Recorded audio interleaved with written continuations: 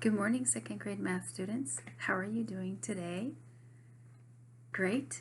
It's good to be here with you again. And today we're going to continue with our unit on word problems, also known as story problems. Okay, and these word problems could be either addition or subtraction. Yesterday we learned about solving for the unknown, and the unknown could be in different positions. It could be at the start of the problem. It could be the change, or it could be the difference or the sum, the answer, putting it together or taking it apart. Okay, so we are going to be on page 285, lesson 7-2, and this is the I can statement. Oh, let's read it together. It's at the top of your workbook page, or it's right here. Okay, I can use drawings and equations to make sense of the words in problems. It says problems, not word problems. Okay, one more time. I can use drawings and equations to make sense of the words in problems. And we're on 7-2, page 285. Okay, so you're going to need your whiteboard. You're going to need your workbook, a marker, and something to erase with. You're going to also use base 10 blocks if you want to solve with the base 10 blocks. Okay, and we're going to go ahead and solve that first problem. And before I read it to you and we read it together, I want to remind you a little bit about some of the concepts that we've already gone over. Parts and total. And that's when you have your total and your two parts. Talked about that yesterday. That's what the diagram looks like. Number bonds, and that's how this diagram looks, where the bigger the part goes in there and then the two smaller ones. Base 10 blocks, and remember we draw the 10s like lines and the 1s like dots or number lines, and you have your increasing number line or your decreasing number line. And bar diagrams, and they're going to go into bar diagrams on the next page, so we're going to solve using a bar diagram today as well. And the bar diagrams, also known as tape diagrams or bar models,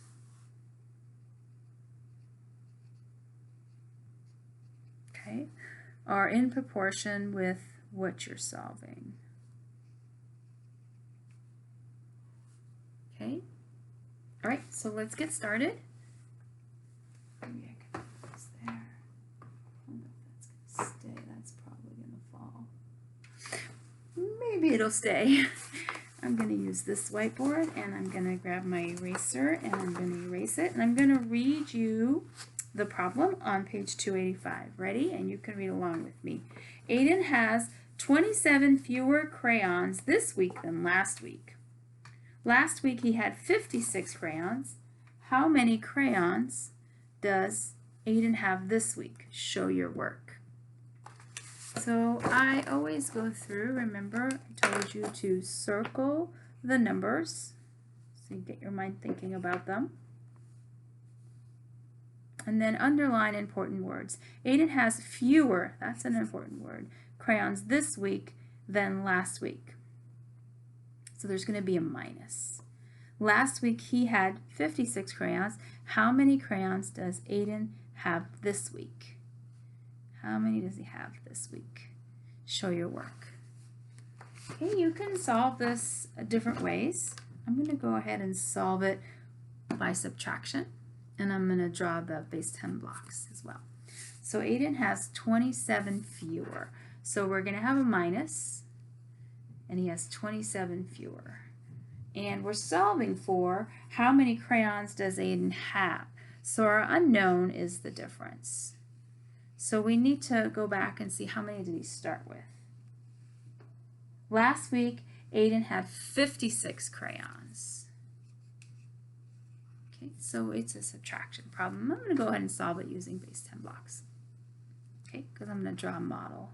So I'm going to draw 50, 5 tens, 10, 20, 30, 40, 50, and 6 ones. 1, 2, 3, 4, 5, 6. So now I have to take away the ones first, right? So I have to take away 7 ones. So I can see that I don't have 7 ones, I only have 6 ones. I got a pretty good visual with the base 10 blocks. So I'm going to go ahead and make an exchange, and I'm going to add 10 ones to the ones column. So I still have 56, I just am representing it differently. I'm representing it with 4 10s and 10 plus 6 ones. So now I can take away the 7. So 5 plus 2 is 7. I'm going to take that away. So then I have to still take away the 2 10s.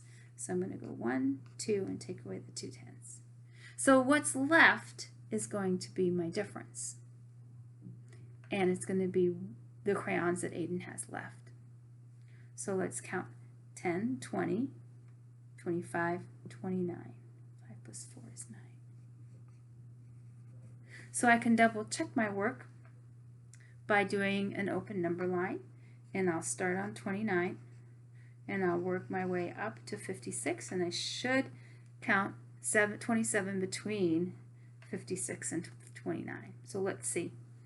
I'm going to count up 27. 1 10, 2 10s, and now I go up 7. So 29, 39, 49, and then 1, 2, 3, 4, 5, 6, 7. So I have 50, 51, 52, 53, 54, 55, 56, and I land on 56. Okay? So it is crayons.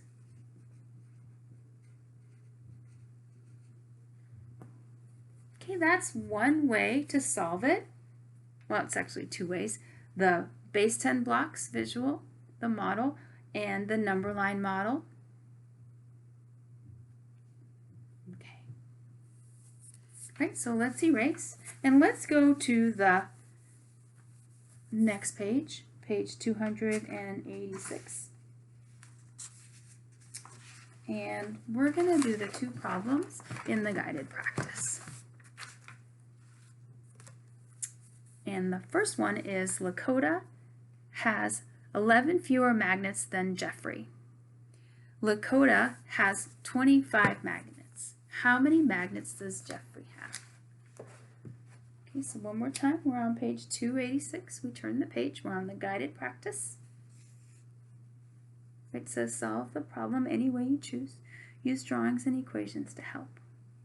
So Lakota has 11 fewer magnets than Jeffrey.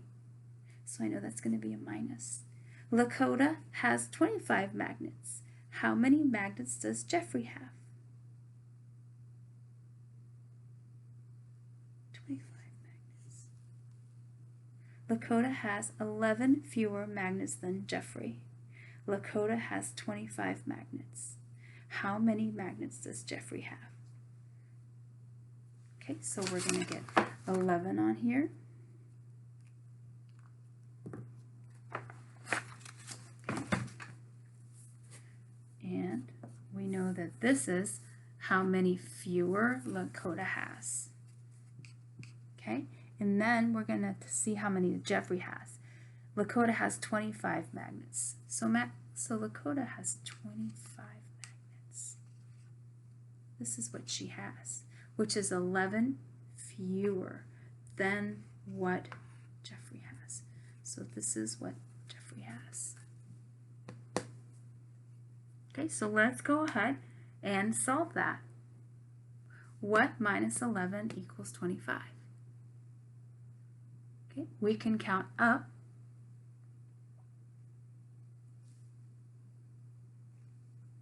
And we'd count up by 5 plus 1 is 6. And 20 plus 10 is 36.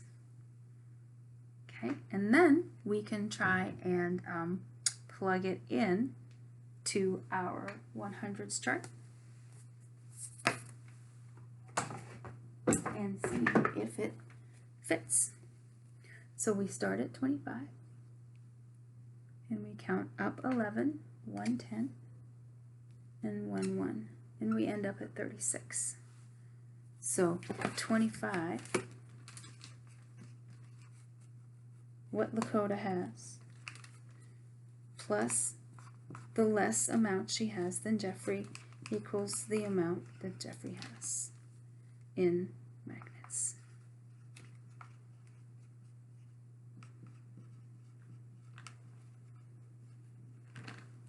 Jeffrey's magnets. All right?